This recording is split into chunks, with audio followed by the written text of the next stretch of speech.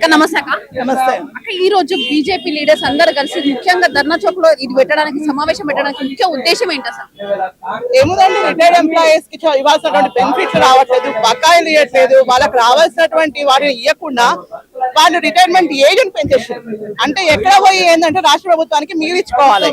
Retired employees 60 ఏళ్ల నుంచి 65 ఏళ్ళకి పెంచడానికి కారణం ఏంది? మేజర్ గా 60 ఏళ్ళు వాళ్ళు చేసిన తర్వాత కూడా ఇవాళ ఉద్యోగ పదవి విరమణ లేకుండా వాళ్ళు చేసినటువంటి ఏదైతే కుట్ర ఉందో దాన్ని తిప్పి కొడుతున్నటువంటి భారతీయ జనతా పార్టీ రిటైర్మెంట్ ఉద్యోగులు అందరికీ కూడా ఇవాళ సపోర్ట్ చేస్తున్నాం మేము.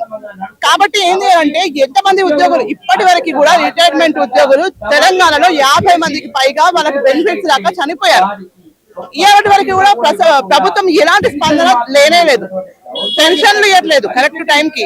అదే విధంగా రిటైర్మెంట్ అయిన తర్వాత వాళ్ళకి రావాల్సినటువంటి బెనిఫిట్ వాళ్ళకి రావడం లేదు. కాబట్టి ఇవాళ భారతీయ జనతా పార్టీ రిటైర్మెంట్ ఉద్యోగుల తరపు నుంచి మేము అందరం కూడా పోరాటానికి ఇక్కడికి రావడం జరిగింది. అంటే ఇంతకు ముందు కూడా ఈ రిటైర్మెంట్ ఎంప్లాయీస్ అందరు కలిసి కూడా ధర్నా చౌక్ లో ఒక ఉద్యమం లాగా చేశారు. ఇప్పుడు కూడా మళ్ళీ బీజేపీ తరఫున చేస్తున్నారు. అసలు నిజంగా రిటైర్డ్ ఎంప్లాయీస్ కి నిజంగా న్యాయం జరిగే అవకాశం ఏమైనా ఉందా? ఖచ్చితంగా 100% న్యాయం జరుగుతుంది. కానీ కాంగ్రెస్ ప్రభుత్వంలో మాత్రం రిటైర్మెంట్ ఉద్యోగులకు న్యాయం మాత్రం జరగట్లేదు, జరగదు కూడా. ఎందుకంటే ఆయన చూపిస్తాయని ఖాళీ చిప్పలు.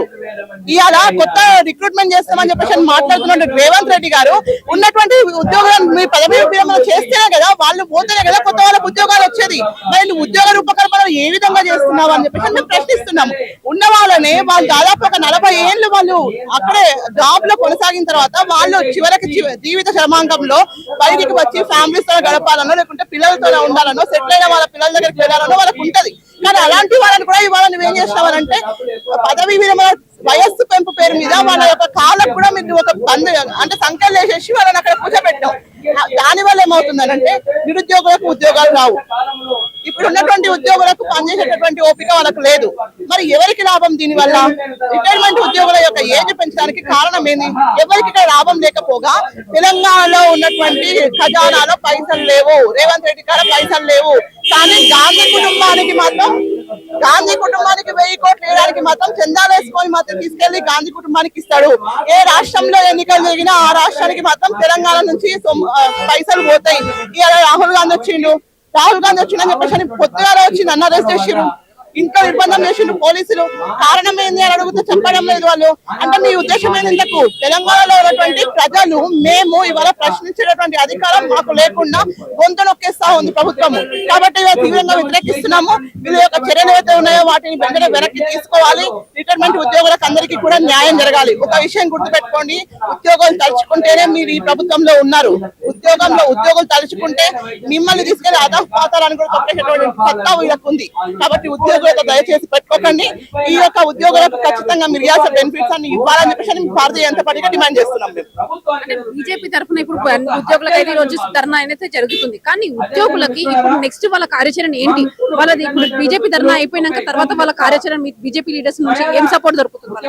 ఇప్పుడు మా యొక్క కామారెడ్డి ఎమ్మెల్యే కాటిపల్లి వెంకటరమణారెడ్డి గారు ఒకటే చెప్పారు, వీరికి మొత్తం కంప్లీట్ గా కూడా ప్రభుత్వం ఇవ్వాల్సినటువంటి బెనిఫిట్లు కానివ్వండి, వాళ్ళకు రావాల్సినటువంటి హక్కులు ఏవైతే ఉన్నాయో అవి సాధించేంత వరకు కూడా మేము ఇక్కడ నిరాహార దీక్ష కొనసాగిస్తాం. మేము ఖచ్చితంగా ఇవాళ చేసి వదిలిపెట్టేటటువంటి సమస్య లేదు. భారతీయ జనతా పార్టీ ఏదైనా తీసుకున్నది ఉద్యమం అంటే అది పూర్తి చేసేంత వరకు వాళ్ళతో పాటు ఉంటాము. అది విద్యార్థులైనా సరే, ఉద్యోగులైనా సరే, ఇంకెవరైనా సరే సంపన్న వర్గాలకి కూడా అండగా ఉండేది కేవలం భారతీయ జనతా పార్టీ అని చెప్పేసి మేము చెప్తున్నాము. పూర్తిగా సమస్యలు పరిష్కారం అయ్యేంత వరకు కూడా అవసరమైతే తెలంగాణ అసెంబ్లీని ముట్టడి చేయడానికి కూడా మేము వెనకాడమండి. సీఎం రేవంత్ రెడ్డి గారు ఏం చెప్తారంటే సెంట్రల్ నుంచి రావడం లేదు కాబట్టి నేను ఎలాంటి హామీలు కానీ ఇవ్వట్లేదు అని కూడా చెప్తున్నారు. ఇప్పటికీ ఎన్నో సభలలో కూడా చెప్పారు. సెంట్రల్ ఫండ్స్ కి ఉపాధ్యాయులకు ఏం సంబంధం అండి? స్టేట్ లో పనిచేసేటటువంటి ఇప్పుడు ఎవరైతే మామూలుగా గవర్నమెంట్ పాఠశాలలో చెప్తారు అట్లాంటి టీచర్లకు వాళ్ళకి ఏం సంబంధం? సెంట్రల్ గవర్నమెంట్ ఫండ్ ఏం సంబంధం మీకు? అసలు ఫండ్స్ అంటే కాదు, మీరు ఇక్కడ జనరేషన్ చేసుకోకుండా అసలు గవర్నమెంట్ ఎట్లా నడుపుతున్నావు అయ్యా నువ్వు? మరి గవర్నమెంట్ ఎట్లా నడుస్తుంది? ఇది గవర్నమెంట్ అప్పులు తీసుకొచ్చి నడిపిస్తున్నావా, లేకపోతే నువ్వు ప్రజల దగ్గర నుంచి దోపిడీ చేస్తున్నావు? నువ్వు మమ్మల్ని దోపిడీ చేస్తున్నావు.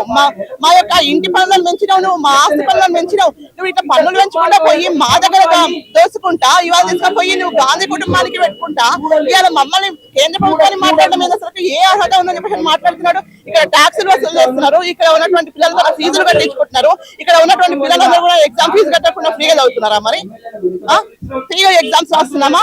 రాయడం లేదు కదా. ప్రతిదానికి కూడా ఫీజు వసూలు చేస్తున్నారు కదా మీరు. ఎంప్లాయీస్ ఎట్లా జీతాలు ఇస్తున్నారు మీరు? అసలు గత ఉమ్మడి ఆంధ్రప్రదేశ్ లో ప్రభుత్వ ఉద్యోగులకు ఒకటి రాగానే జీతాలు ఉండేవి. మరి ఈ యొక్క 12 సంవత్సరాలలో కనీసం 15వ తేదీన ఉద్యోగాలు మాకు జీతాలు వస్తాయేమో అని ఎదురు చూసేటటువంటి పరిస్థితి, వాళ్ళ ఘోరమైనటువంటి పరిస్థితి తెలంగాణలో ఉంది. దానికి కేంద్ర ప్రభుత్వానికి సంబంధం లేదు. ఏం చేస్తారంటే మోకాలికి బోడిగుండుకు సంబంధం పెడుతున్నారు అసలు చెప్పాలంటే. కాబట్టి 100% ముఖ్యమంత్రి తప్పిదం ఉంది. ఆయన్నే విద్యాశాఖ మంత్రి, ఆయన్నే హోమ్ మినిస్టర్, ఆయన్నే ముఖ్యమంత్రి, ఆయన్నే పురపాలక శాఖ మంత్రి, అన్ని విభాగాలను నీ దగ్గర పెట్టుకొని నువ్వు చేయాల్సినటువంటి పని శాతగానికి నువ్వు ఎక్కడ ఎన్నికలు జరిగిన కూడా తీసుకుపోయి పైసలను తెలంగాణ సొమ్మంతా తీసుకుపోయి బయట రాష్ట్రాల్లో పెడుతున్నటువంటి ఈ యొక్క ముఖ్యమంత్రికి కేంద్రాన్ని విమర్శించేటటువంటి అర్హత లేదు. అసలు నీకు ఈ ఒక్క ముఖ్యమంత్రి యొక్క స్థానంలో ఉండేటటువంటి అర్హత లేదు. వెంటనే దిగిపోవాలని చెప్పేసి డిమాండ్ చేస్తున్నాం మేము. అయితే ఇప్పుడు కొత్తగా ఇప్పుడు ఎంపికైన టీచర్లకు వెళ్ళి కొంతమంది శాలరీస్ కట్ చేసి నిరుద్యోగ అంటే ఉద్యోగ పెన్షనర్స్ కి ఇస్తానంటున్నారు. అదేమన్నా కరెక్ట్ అంటారా అసలు అలా ఇవ్వడం అనేది? ఎట్లా అండి అసలు? ఇప్పుడు గవర్నమెంట్ సర్కారు ఉద్యోగాలు చేసేటటువంటి వాళ్ళు ఒకప్పుడు బతకలేక పడిపంతులు అనేటోళ్ళు.